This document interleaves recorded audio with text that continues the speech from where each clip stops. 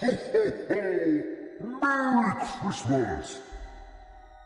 Bienvenue dans cette nouvelle case du calendrier d'avant de l'horreur. J'espère toujours que vous kiffez et petit à petit la fin approche. Aujourd'hui, on est reparti pour un enlèvement horrifique, même si ce n'est pas vraiment le terme pour celui-là. Enfin, vous verrez. Néanmoins, il y a tout de même une histoire de partie de corps découpée dans celle-ci, donc bon. Ah, et si vous souhaitez connaître toutes les subtilités de ce calendrier de l'avant et pourquoi pas gagner quelque chose, cliquez sur la vidéo en fiche quelque part par ici et revenez sur celle-ci après. Bref, si vous êtes prêts à venir avec moi dans les tréfonds des kidnappings horrifiques, alors suivez-moi. Générique.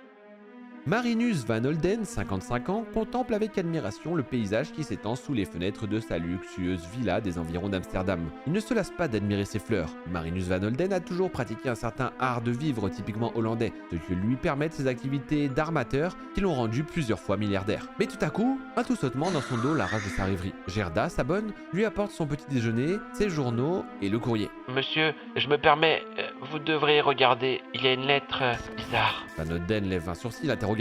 Comment cela, bizarre? Pardon. Comme dans les films, le nom et l'adresse sur la lettre sont composés de lettres découpées dans les journaux. Après avoir décacheté fébrilement l'enveloppe, Marinus Van Holden constate que la lettre a été écrite de la même façon. Il est écrit « Si vous voulez revoir votre fils Piet vivant, préparez-vous à verser 2 millions de florins en petites coupures usagées. Rendez-vous cet après-midi à 16h à la New Kerk, une église. Entrez ensuite dans le 3e confessionnal de l'allée gauche. Et attendez, si vous prévenez la police, Piet sera mis à mort dans d'affreuses tortures. » Marinus Van Holden regarde sa montre. Il est 9h ce 11 mai 1972. Il n'y a pas de temps à perdre. Il crie sur Gerda qui est restée là, figée, et qui n'a pas pu s'empêcher de lire par-dessus son épaule. Apportez-moi mon téléphone!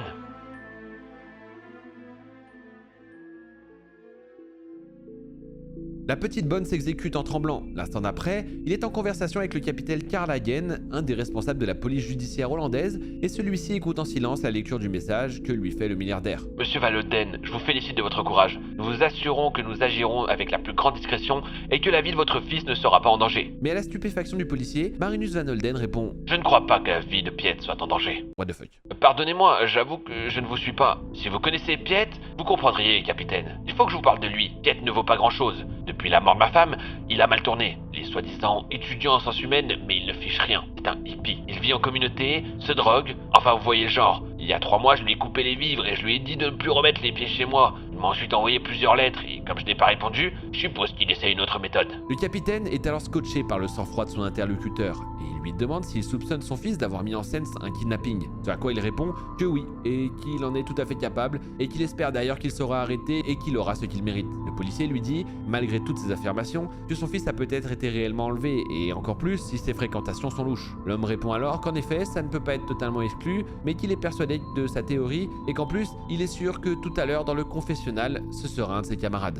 Le capitaine Karl Hagen promet en tout cas de mettre au point un dispositif discret et efficace et il n'y a plus maintenant qu'à attendre 16 heures.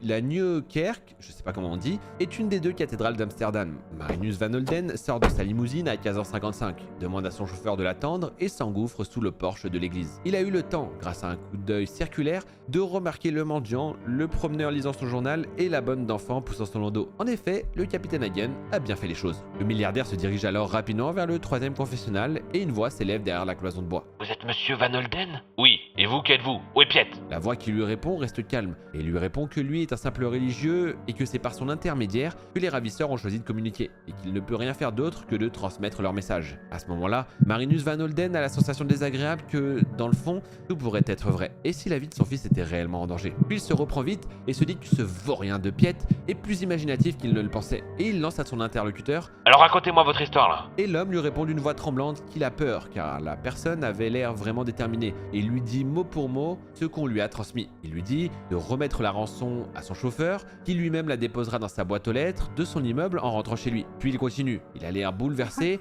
et lui dit que s'il ne le fait pas, la personne qui a son fils va le couper en morceaux vivant et que s'il ne verse pas la rançon avant le lendemain à minuit, le matin du jour d'après, il recevra son oreille droite. Et ainsi de suite, toutes les 24 heures. Marinus Van Holden se tait. Il est troublé, mais ne veut toujours pas y croire. Piet est capable d'inventer une telle horreur, car d'après lui, il est capable de tout pour l'argent. Enfin, pour lui, le plus sage est de s'en remettre à la police. Derrière la cloison, la voix reprend. Soyez courageux, mon fils.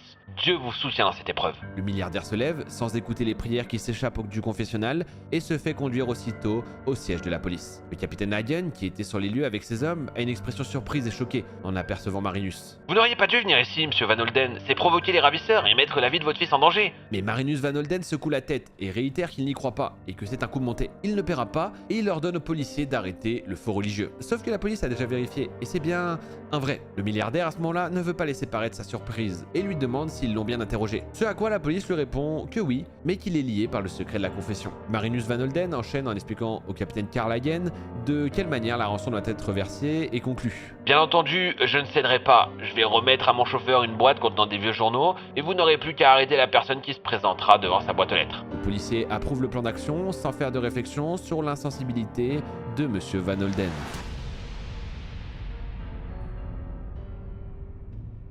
Le lendemain, Marinus Van Holden, qui a prévenu sa banque, récupère 2 millions de florins en petites coupures. Une fois monté dans sa voiture, il remet au chauffeur la boîte contenant les journaux et garde les billets avec lui. Après avoir quitté son service le soir, le chauffeur, discrètement filé par la police, dépose le paquet dans sa boîte aux lettres. Marinus Van Holden attend la suite des événements sans trop d'inquiétude, persuadé que l'affaire est un coup monté par son fils. Et de toute manière, la police arrêtera les malfaiteurs quand ils se présenteront chez son chauffeur. Le capitaine Hagen a promis de l'appeler, quelle que soit l'heure, pour lui annoncer la nouvelle. Mais la nuit passe sans que le téléphone sonne. Au matin, le milliardaire reçoit un appel de Hagen. Personne n'est venu, monsieur. J'espère que malgré nos précautions, ils ne nous ont pas repérés. En tout cas, ils se sont méfiés, c'est sûr. Marinus Van Holden a passé la nuit à attendre, et il est donc de très mauvaise humeur. Et il crie au capitaine qu'il compte sur lui pour se ressaisir, et qu'il souhaite à présent qu'il utilise les grands moyens pour faire cesser cette plaisanterie. Puis, il s'interrompt tout à coup. Gerda, sa bonne, se tient à gauche devant lui, l'air apeuré, un petit paquet carré à la main. Monsieur, ça vient d'arriver au courrier. Le milliardaire lui arrache l'objet et pâlit. L'adresse a été composée avec des lettres découpées dans le journal. Il enlève la ficelle, le papier, mais avant même de soulever le couvercle, il sait déjà ce qu'il va trouver. Et vous le savez aussi. Presque aussi blanche que le coton sur lequel elle repose, une oreille droite parfaitement coupée, l'oreille de Piet. Sur le lobe est fixé le petit diamant qu'il portait.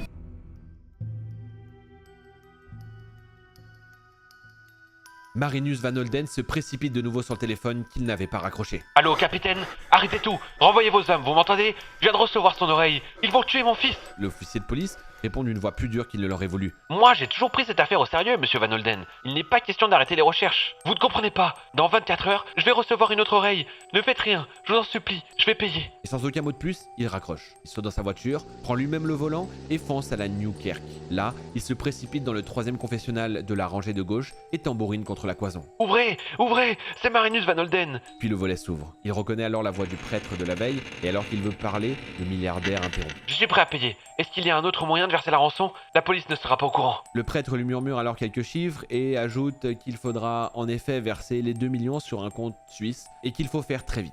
Marinus Van Holden s'en va comme un fou. Il saute de nouveau dans sa voiture, fonce à sa banque, tandis qu'une voiture banalisée ne quitte pas sa trace. Marinus est alors dans le bureau de son banquier. Il est en train de lui donner ses instructions pour le transfert des 2 millions en Suisse lorsque le téléphone sonne et c'est le capitaine Hagen. J'espère que vous n'avez pas encore versé l'argent, monsieur Van Holden. On vient de retrouver, près de l'autoroute, un jeune homme à l'oreille coupée. Il a été vraisemblablement drogué, mais il survivra. Marinus Van Holden a alors un cri. Piet!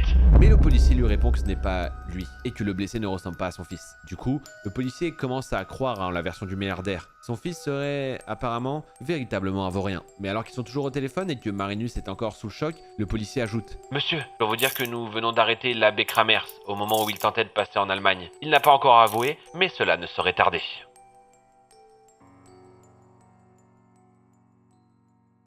2 jours plus tard, Marinus Van Holden apprend dans le bureau du capitaine Hagen la vérité sur la dramatique série d'événements qu'il vient de vivre. En fait, ils viennent d'arrêter son fils. Il se trouvait effectivement dans une communauté hippie en Allemagne, non loin de la frontière hollandaise. Monsieur Van Holden demande si c'est lui qui a eu l'idée de tout cela, et il explique qu'il était sûr qu'il ne s'était pas trompé au final, et que son fils est bien une crapule. Mais le policier lui répond qu'apparemment son fils aurait été surtout manipulé, et que son chef n'était autre que le religieux, et que c'est lui le principal responsable. Van Holden a un cri de surprise, et l'officier de policier continue. Il voulait en fait fonder une secte d'inspiration satanique, dont il aurait été le prophète. Mais pour cela, il avait besoin d'argent. C'est pourquoi il a demandé à votre fils de monter cette mise en scène. Le milliardaire pose alors une dernière question et demande ce qui est arrivé à ce pauvre malheureux, ce garçon à qui on a coupé l'oreille. Le policier répond alors qu'il vient de sortir du coma et qu'il a pu parler. C'est apparemment un touriste anglais qui a été pris en autostop par un des membres de la communauté et une fois arrivé chez eux, il l'aurait drogué. Malgré l'état dans lequel il se trouvait, il a tout de même eu un réflexe de survie quand on l'a mutilé et il est parvenu à s'enfuir et à échapper à ses ravisseurs. Cela dit, je pense qu'il n'ira plus jamais aux Pays-Bas. Par la suite, à partir de ce jour, Marinus Van Holden n'a plus jamais voulu entendre parler de son fils. Il a payé le meilleur chirurgien d'Hollande pour doter la victime d'une oreille artificielle et a fait plusieurs donations à des centres de cure pour jeunes drogués. En tout, il a dépensé exactement 2 millions de florins, la somme qu'il avait failli consacrer, malgré lui, à l'édification d'une secte satanique. Et bien voilà, l'intuition du père était en grande partie bonne, mais je suis sûr que vous vous êtes dit qu'il était débile au départ et que ce n'était probablement qu'un sale milliardaire imbu de lui-même, qui est un peu le cas tout de même, mais il semblerait qu'il n'avait pas tout à fait tort au final. Mais enfin, peut-on en vouloir à son fils de vouloir récupérer une partie de la richesse de son père pour créer une secte satanique ? Oui, je pense quand même, y a pas de doute. En tout cas, j'espère que la vidéo vous a plu. Moi, je vous demande qu'une chose, et c'est pas très mystérieux, encore une fois, abonnez-vous. Ça me soutient énormément, et vous n'avez pas idée. Et en plus, n'oubliez pas, objectif 10 000 abonnés d'ici la fin d'année. Et moi, je vous dis à demain pour une nouvelle case de votre calendrier de la vente de l'horreur. Kiss.